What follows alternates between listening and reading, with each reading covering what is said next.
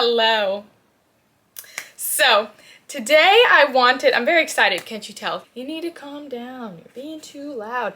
Speaking of Taylor Swift and pop icons of today, I wanted to read some of Harry Styles' favorite books this week.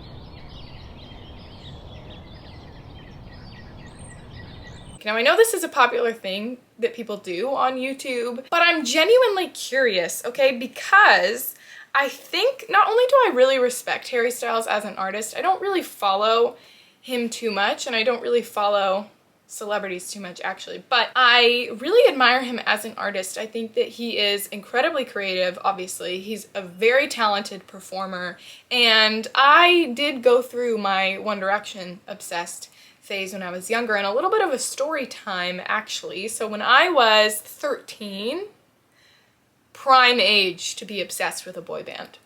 I mean, really. But when I was about 13, I had a best friend who was like my best friend, and her family went on very lavish trips, to say the least, a lot. My friend was, I'm telling you right now, the most obsessed with One Direction, specifically Niall Horan, but the most obsessed with One Direction of anyone I think that could ever exist.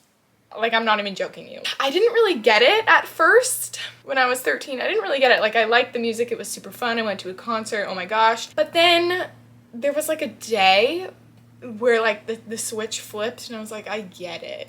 Like, I get it. And I went to her house because she lived like within walking distance where I lived. I was like, I get it. And she was like, oh my gosh, now we have to go to Ireland and go to Mullingar because that's apparently where Niall Horan lived. I didn't know that. She did. Great. And I was like, ha ha ha, yeah, let's do it. You know, great. Like, we're totally gonna do that. And she was like, no, I'm serious. And she was serious. And we went, her family took us to Ireland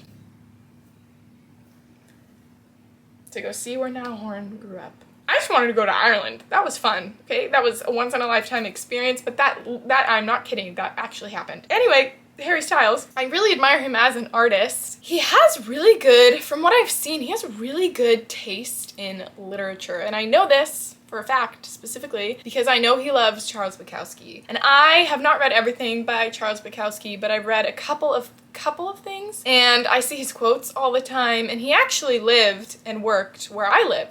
And so it's really interesting to me to read his writing and see the places that he went all the time, and like the freeways that he was driving on and the streets that he was driving on, because I'm like, oh my god, I drive on that freeway all the time. Like, that's literally where I live. Oh my god. I think that that's really cool, but I really like the way Charles Bukowski sees the world, okay? Right? So I know that Harry Styles loves Bukowski, and I'm like, I think that we could be onto something here. So let's see what else you love. I could potentially love it too. Now I'm very aware of a lot of the authors that pop up when you look up Harry Styles' favorite books. I know that they are well beloved, and I've been meaning to get to a lot of them in these books in particular for a really long time, so I thought that this was the perfect opportunity. Wow. Take a deep freaking breath, Kens. Continue. So I thought that this was the perfect opportunity to kind of combine it all. Why not, right? Why not? Take a crazy chance, do a crazy dance. Hilary Duff. Okay, that's what we'll be doing this week. And we have 5 books here. We have 5 books here today. They're all pretty short, so hopefully I can get through them in a week. I don't know, we'll see how long this extends. But we have The Wasteland and Other Poems by T.S. Eliot. So I believe he recommended The Wasteland. I've been wanting to read the Wasteland for a very long time. Again, this is the perfect opportunity. That's that. And then we have Joan Didion's The Year of Magical Thinking. I have yet to read any Joan Didion. I actually own her novel, Play It As It Lays. I think I want to start with her nonfiction, so this is nonfiction. And this one, she was big in like the 60s and 70s, right? Writing about the death of her daughter and husband and just her life after that. So this will be quite harrowing. I'm probably gonna cry a lot and I'm scared, but also it deserves the respect of being read. You know what I mean? So there's that. And then I'm so excited about this one. All right, are you ready? Here we go. So this is Siddhartha by Herman Hesse. Is it pronounced Hesse or Hesse? I am so interested to read some of Herman Hesse's work. I feel like this could be a writer I really, really vibe with and really, really love. And this, I believe, is like kind of like The Alchemist, but a lot better. I hope so. About a man going on a journey to find enlightenment, pursuing a spiritual quest. I don't know why my tongue had to get involved in that, but it did, okay? So I'm excited about that one. And then I have owned this for a few years. This is actually a gift from my mom for my birthday a couple of years ago. And I'm gonna get to it now, okay? Haruki Murakami's Norwegian Wood. So this is about a Haruki, who doesn't know Haruki Murakami anyway? This is about a young man who's like ruminating on past first love. I'm assuming it's gonna be really like melancholic and like angsty, but like lo-fi music angst, you know? Then last but not least, another one I've been wanting to read for a very long time, but I actually just recently picked it up. So I hadn't yet owned this, I just picked it up. That is Man's Search for Meaning by Viktor E. Frankl. This is about a man who lived in a concentration camp. It's about his lessons for spiritual survival. So another one I feel like is going to be a very emotional read, but also a very hopeful read as well. So I feel like there's definitely a continual theme and vibe here. Emotional, deeper thinking, a little bit of hope, getting in touch with your deeper spiritual self, which I believe lends itself totally to art and being your own artist and digging out what sits there deep within ourselves and having the courage to share it. I believe these would kind of hold up a mirror to that which is art within all of us. Love you, Harry Styles. That's fantastic. These will be what I'm reading this week. I'm really excited about it. Yeah, I actually have a lot to do today. So fun thing, I'm gonna be going to IKEA and I'm gonna be getting a new bookshelf because I need it. Are you ready to see my floor? Y'all ready for this?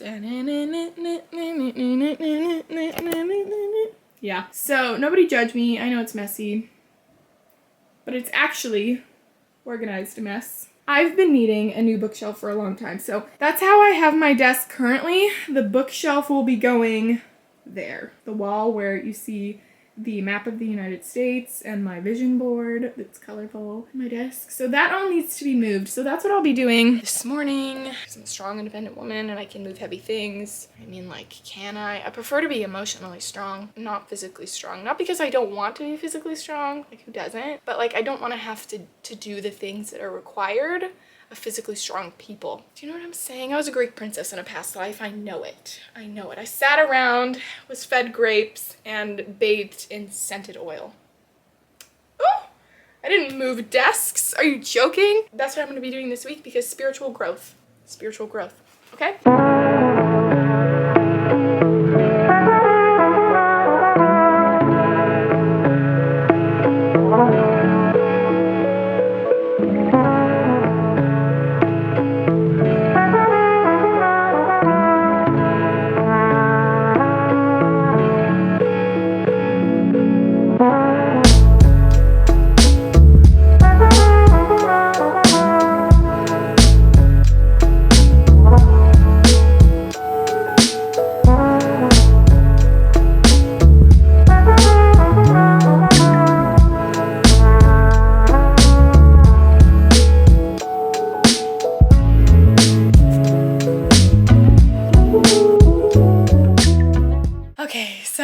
Later in the same day, I'm really tired, but this is the after situation and I'm not completely finished. I don't really know exactly how I feel about it. I don't know, but I think that looks really cute.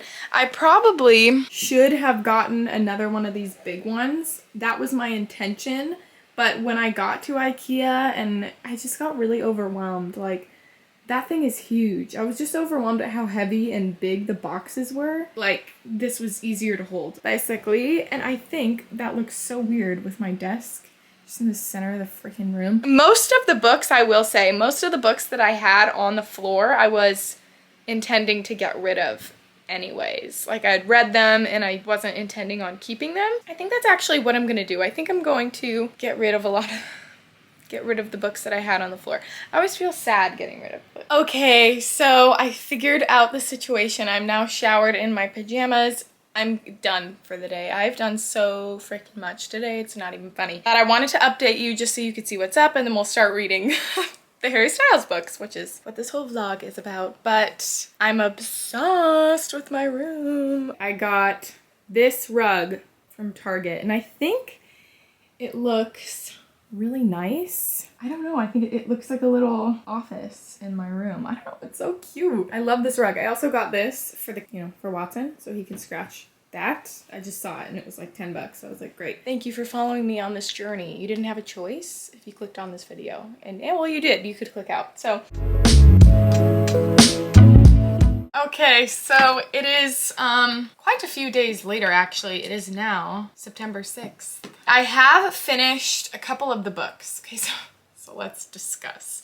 So I finished Siddhartha by Herman Hesse. This, again, super short. This book is about this guy, this young man named Siddhartha, and we follow him from childhood to like old age, and the journey that he goes on in his life. Like a wise man's son, I think it's called a Brahmin. He lives as a Brahmin's son. And then there are like these samanas, I think is how you pronounce it. I could be pronouncing this totally wrong. Who are also like wise men who decide to live basically homeless and without any possessions that follow the teachings of the Buddha. So they live in the forest, like they have no possessions of their own, like I just said. He feels like in the world that he's living in, he feels unfulfilled. He feels like he's already gained all the knowledge and wisdom that he can possibly get out of the situation that he was currently in, and it's time to move on. And he has a Samwise type best friend who follows him to leave this place where they grew up and to then become a samana, basically live without possessions, basically trying to find God, which I believe they call Atman in this, but trying to find God within yourself by stripping away as much of the physical body as they possibly can and trying to have that spiritual body be the only thing that is left, be brought forth, because there is nothing else blocking it, essentially. So that's kind of the theory that they were trying to get at with the whole samana situation. Then we follow him trying to learn the art of love from a famous courtesan, I believe. Just the different things that he learns along the way. He learns from a businessman, so he garners this immense wealth for himself, and then he loses it. There were points in this where he did talk about you have to go through all of these experiences in life to then strip yourself back and live as much as you can as you were in the beginning. So as retain that childlike innocence, but recognize the wisdom, and to comfortably sit within that childlike wisdom, you have to go through all of these. You have to experience all the many different corners of yourself and of the world and of life to sit comfortably there. Yes, that's essentially what I took from this, and I want to read a couple of quotes. So on page 70 and 71. So the first one is, "I have had to go through so much foolishness, through so much vice, through so much error, through so much disgust and disillusionment and lamentation just to become a child again and to be able to start anew. But this was right. My heart says yes to it. My eyes laugh at it. I had to experience despair. I had to sink down to the most foolish of all thoughts, to the thought of suicide, to be able to experience grace. Oh, to hear Om again, to be able to truly sleep and truly awaken again. I had to become a fool to find Atman within myself again." And then on page 71, it's, "This was good. He could have stayed with Kamaswami for so much longer, earning money, squandering money, fattening his belly, and letting his soul die of thirst. He could have stayed living in that soft, well-cushioned hell of this if this had not come, the moment of complete bleakness and despair, that utmost moment when he was hanging above the flowing water and had been ready to destroy himself, that he had felt this despair, this deepest disgust, and that he had not succumbed to it, that the bird, the happy the happy source and voice within him was still alive after all. This was why he felt this joy. This was why he laughed. This was why his face gleamed beneath his grayed hair." And since we're tying this all back to Harry Styles, I do feel like he does kind of emulate that childlike joy, like of the world and in himself, and he promotes that. I mean, maybe like not outwardly, he doesn't like verbally promote that as his wisdom, but he carries himself being able to live in his joy and the youthfulness that rests within him, and that he can experience life with this joyfulness and bring joyfulness into the world, joy to the world. Let freedom ring. Okay. Do you know what I'm saying? You caught the vibe. You caught the vibe. So that is Siddhartha by Herman Hesse. Another thing that the whole quote and the whole concept of joyfulness and that child being able to live in that childishness as wisdom reminds me of Kurt Vonnegut's writing. I'm not gonna lie, it really freaking does. And I feel like that's where Kurt Vonnegut's secret sauce is. That's where it is. That's where the power really lies, because while he is an existentialist and he is in a way nihilistic, he's so joyful. He really is so joyful and nonsensical, and he really sees the absurdity of the world. And by seeing the absurdity of the world, I think people are more so able to just kind of let things go. Like, we don't have to take everything so seriously. And I'm saying that like I live that. I don't all the time. I have a lot of anxiety. But I think that is a really beautiful notion to try and keep with us, to try to emulate. I also read The Wasteland and other poems. So I did actually read this whole little volume because I thought, I've never read T.S. Eliot before. This is so short, I might as well read the rest of the poems in here. But technically, The Wasteland was the only one that was recommended. So that's what I focused on. Like, I didn't tab or write in anything else. And you can see I kind of stopped writing in it at the end because, okay, I know that The Wasteland is a very important work in the Western canon, but it didn't speak to me. It's not that I feel dumb, but it makes you feel, it just doesn't feel fun to read. Do you know what I'm saying? It's just not joyful to read. I wanted to sit here now and watch a video on YouTube, which I'll pull up in a second, a professor talking about and giving a lecture on The Wasteland so that I can kind of better understand it. But before I put that on, I do want to talk about what I did think about it. But it starts with April is the cruelest month. So April represents beauty. And then you see it's the cruelest month. Breeding lilacs out of the dead land, mixing memory and desire, stirring dull roots with spring rain. So beauty is a painful lie is kind of what I got. T.S. Eliot is he considered an American author, an American writer? Because I know that I think he grew up in the United States and then he lived in London for a while. Like, the Thames is referenced in here, so that's something that I would like to learn. I'm not sure if this is particularly being written about America or London, or maybe just Western society in general. I really don't know, because the whole bringing up of the Thames confuses me, because for some reason going into this, I thought that he was writing about the United States. So he's writing about the desolate land that he sees.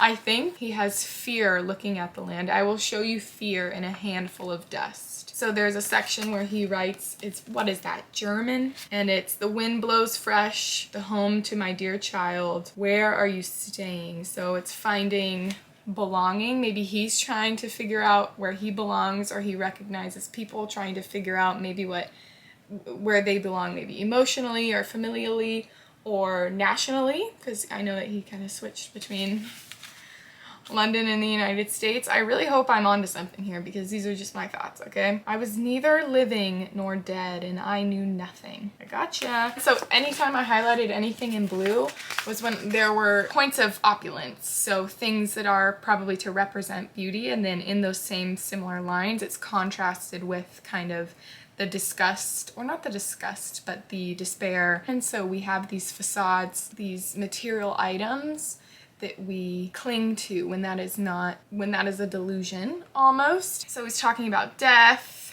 decay of life in the world around us, superfluous beauty to try and fool ourselves. So this is the line here. Unreal city, under the brown fog of a winter dawn, a crowd flowed over London Bridge. Okay, see, London Bridge. So many, I had not thought death had undone so many.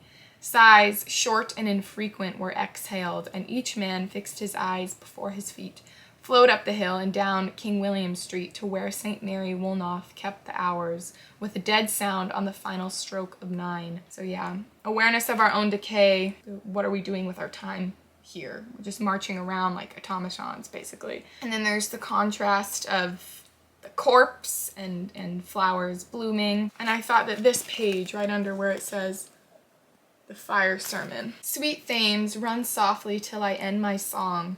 The river bears no empty bottles, sandwich papers, silk handkerchiefs, cardboard boxes, cigarette ends, or other testimony of summer nights. The nymphs are departed.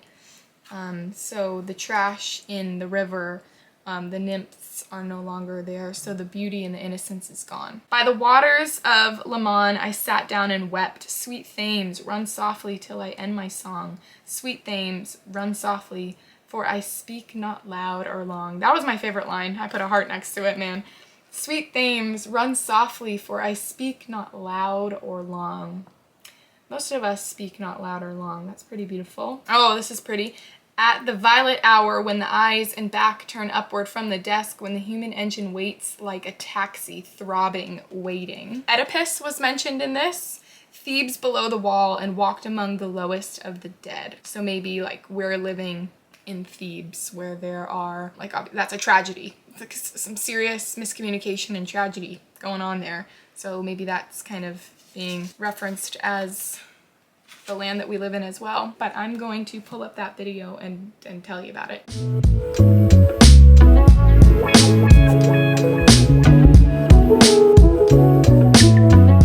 Just finished Nick Mount's video, his lecture. I made dinner after I watched the first half, and then I watched the second half. Took notes, took a lot of notes. Oops, you were sitting on it. Everything in pink was during the time I was watching Nick Mount. And I'm not even going to try to sum up what this brilliant man had to say about this book. But let me just tell you, I didn't get it. Like, I was kind of off the mark, man. But I'm not mad about it, because even Nick Mount said it is impossible to understand.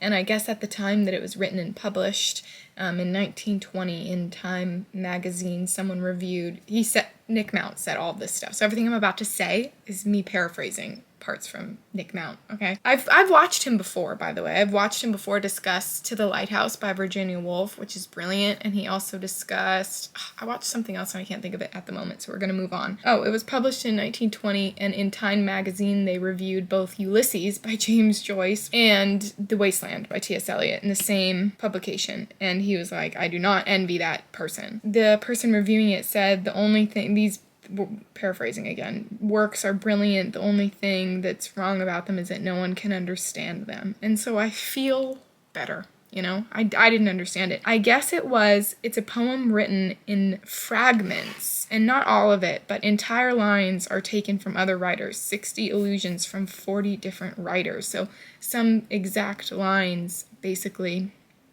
taken from other poets from many different cultures across the world. And I guess T.S. Eliot had studied Sanskrit, and he was an investment banker in London, and he wrote The Wasteland. Like, I'm so sorry, God or creator or wherever we come from, you gave it all to him. Like, what? That's just insane to me. How it was a poem written after the Great War, so after the First World War. Entire cultures and lives were in fragments after this war, trying to piece something back together. So it's like these fragments are trying to piece culture and experience and society back together in a way. All these stories that are allusions to different really important works in history, like he mentioned the Satyricon, which was from the 1st century AD, I believe he said, from different languages are quoted in here. Like I said at one point, there's stuff in French that I was confused by, and there's stuff in German,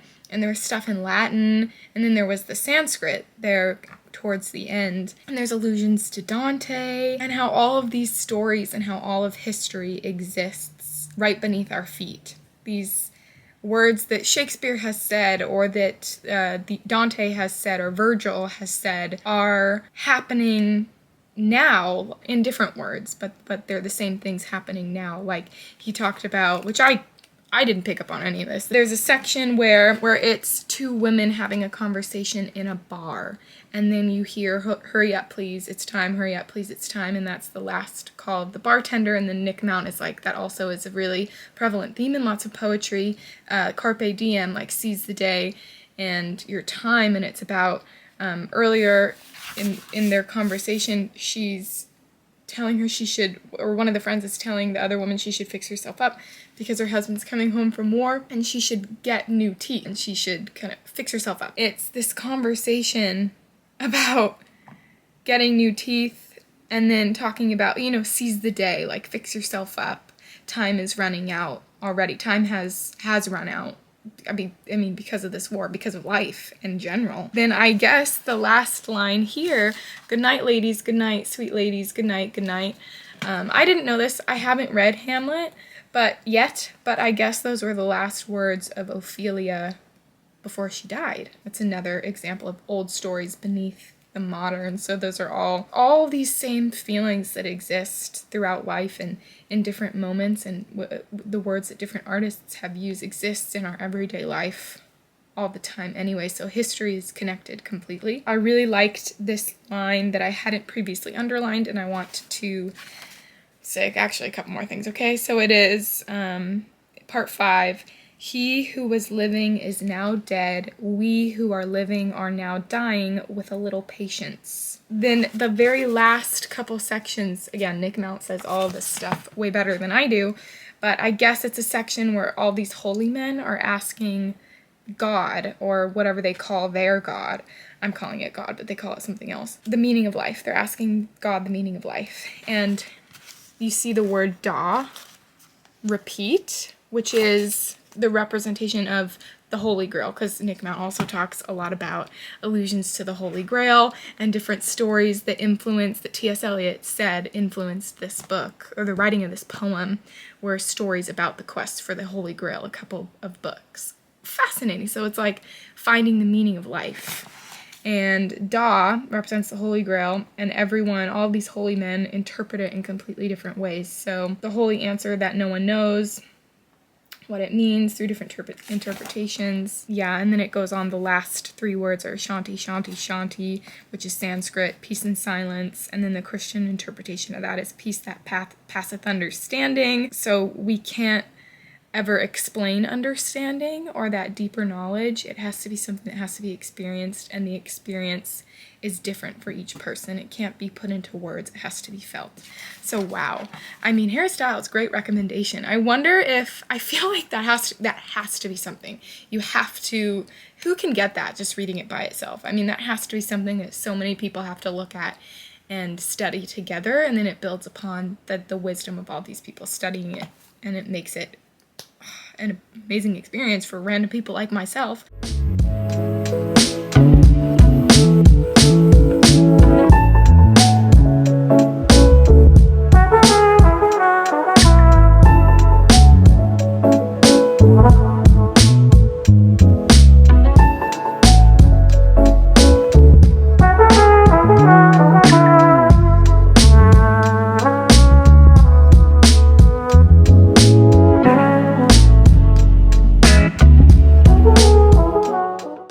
So I finished Man's Search for Meaning by Viktor E. Frankl. This is about our author's experience in Nazi death camps, and for a large majority he was in Auschwitz. It's him recounting his experience, and he was a psychotherapist. I think that's how he identifies himself. While he's in these camps, he's ruminating on the tenacity of the human spirit, or the resilience of the human spirit in face of these extreme atrocities. How do people survive that? Like, how do people survive in general? I think he was quoting Nietzsche and agreeing with Nietzsche, was that a human being can survive any how if they have a why. People that he was living in these camps with, himself included, that were telling themselves stories in their head. Like, we tell ourselves stories in order to live. I think that Joan Didion actually said that, and one of the next books that I'm going to read in this blog is The Year of Magical Thinking by Joan Didion, so I think that's really interesting. We tell ourselves stories in order to survive or in order to live, and we see these people holding on to this story or this idea that's what's pulling them through their current situation, and their spirits can be so, they're so strong, they have to be so strong. That's what's keeping them physically alive, and once they give up spiritually, their body gives out physically. The second half of this book is basically like his whole practice of logotherapy or logotherapy, but something that I found the most interesting about this book was that Viktor E. Frankl was writing about when they all, out of these death camps and kind of went back into civilian life, like daily life, how these men who were telling themselves these stories in their head, like what it was that they were living for, what it was that was pulling them through, when they got out and their dreams or their ideas weren't realized, how the depression really kicked in. So logotherapy is essentially, like I was saying, you can survive any how if you have a why. Logotherapy is essentially finding meaning in any suffering. Like you can survive any type of suffering or amount of suffering if you can find meaning in it. And he gave examples of some of his patients or some people that he had met or helped in his life. Of the examples was this man whose whole family had died, his children and his wife. He ended up getting remarried eventually, but he was really depressed, as one would be. He was really depressed. He was suffering extremely, and he didn't want to keep going, basically. And Viktor E. Frankl was essentially proposing the idea that, because I think this guy was also saying, like, he's not a good person, why did they die and I didn't? Viktor E. Frankl proposes something along the lines of, like, maybe the suffering that you're going through now, if you can survive through this suffering, it will essentially make you a better person. Like, you have to suffer for them. If you're saying that they were better than you, then this is what you have to go through. You have to suffer through this to then be able to go to heaven, essentially. I guess that kind of gave the guy a little bit of reprieve. That's what he was then living for, to then survive this pain, to then be rewarded. So that's what logotherapy is, like finding meaning in the suffering. Man's search for meaning. There you go. So that's logotherapy. Sorry I didn't mention that earlier. Okay, peace out.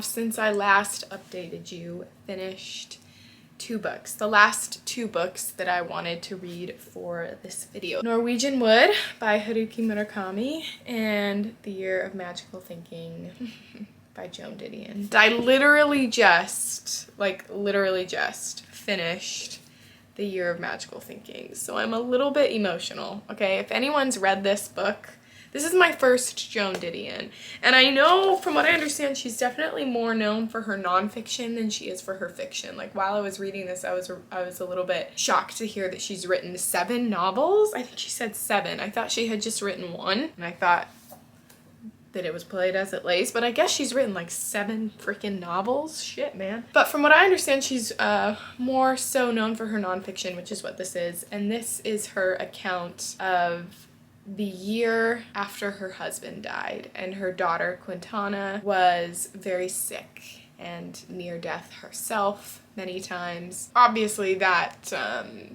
is quite sad, but it's a different experience, of course, altogether when you're reading it for yourself.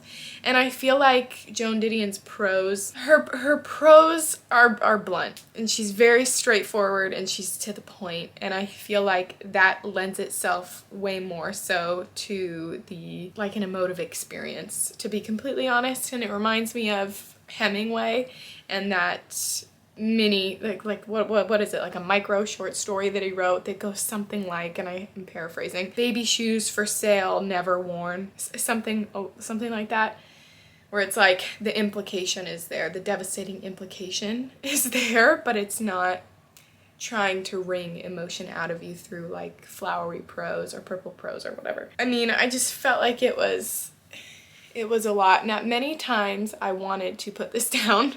I didn't feel like I could keep reading it. And I do not recommend this to people who have lost a loved one or have lost a family member or someone close to them or close to someone that you care about. I don't recommend this unless you feel like you're in a healthy mental space yourself, because it's difficult. It was also really difficult to read because it made me really anxious while I was reading it. I was like sitting in bed or sitting in the chair thinking like, oh my gosh, like what if someone just has like a random heart attack?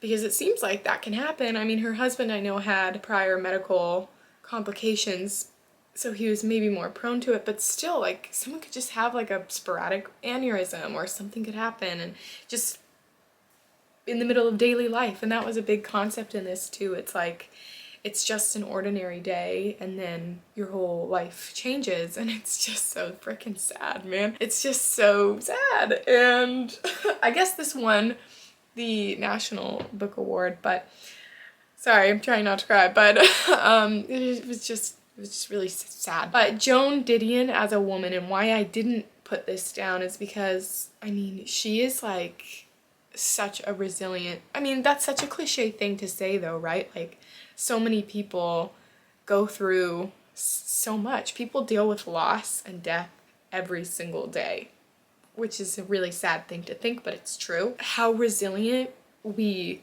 have to be to just continue on in life.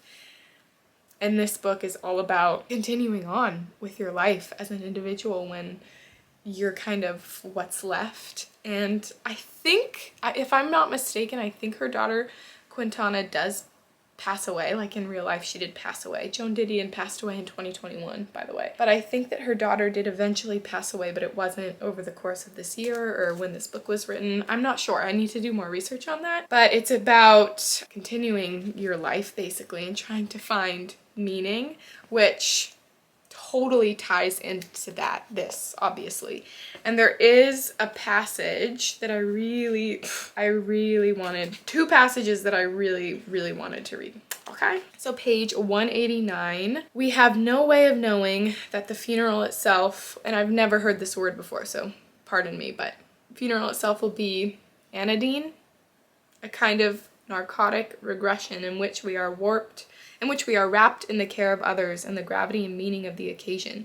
Nor can we know ahead of the fact, and here lies the heart of the difference between grief as we imagine it and grief as it is, the unending absence that flows, the void, the very opposite of meaning, the relentless succession of moments during which we will confront the experience of meaninglessness itself, which is opposed to this almost, because this is about needing to find meaning in life to be able to go on, but I mean, it's about meaning and meaninglessness, so same concepts being ruminated upon. I'll get to this in a second, and then this was my favorite passage, I think, in the whole book. I only highlighted these two parts, but this is on page 197, and this is longer, okay? This year, for the first time since I was 29, I saw myself through the eyes of others. This year, for the first time since I was 29, I realized that my image of myself was of someone significantly younger. This year, I realized that one reason I was so often sideswiped by memories of Quintana at 3 was this. When Quintana was 3, I was 34. I remember Gerard Manley Hopkins, Margaret, are you grieving? Over Golden Grove on leaving, and it is the blight man was born for, it is Margaret you mourn for. It is the blight man was born for.